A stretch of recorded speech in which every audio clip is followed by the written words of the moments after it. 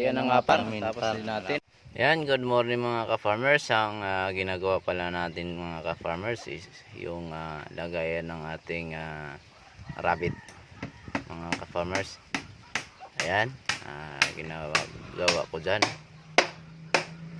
Kasi yung alaga nating rabbit nung unang niyang panganak is kinain ng aso par.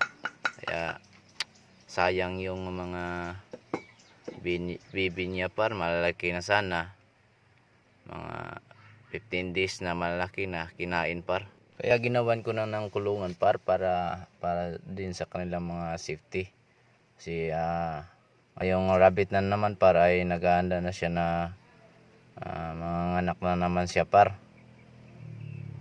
Balay, ito yung ginagawa ko par, apat na yung ginawa ko par para sa bibi nila.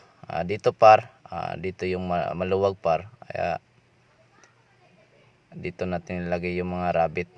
Bali ito par, ginabihan na tayo par. Nilagay ko na ng tarpal yung mga waste na material galing sa basurahan par. Yan yung ginawa ko par. Bali ito par, gagawin ano tayo par, bukas lagyan natin ng rabbit yung lalaki par. Ganito pala yung ginawa ko ng pintuan sa kanila par. Ayan, nilalagyan na ng rabbit par ang asawa ko par. Yan, at pinakain par. At di magtatagal par, yung inay nating rabbit, mga anak din yun par. Kasi naghahanda na siya. Pati yung mga balibo par, nilagay na yun dun sa lagay ng kapanganakan niya par. Sayang yung apat par kung nabuhay yun par. Kaya nakakapang hinayang par.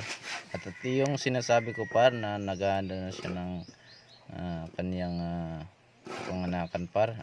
Yung mga balibo niya nilagay niya sa tray. Yan, naghahanda na siya par.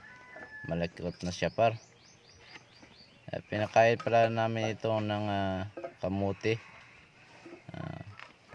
Kamuti par, at saka yung dahon. At feeds na rin par. Pagka anak nito para is anuhin natin ng lactating par para sa kanyang gatas. At yan lang par for today's video par. Thank you for watching par. Happy farming.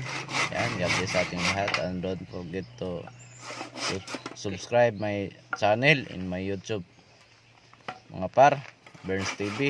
Yan, salamat sa inyong suporta mga farmers. God bless sa ating lahat. Bye bye.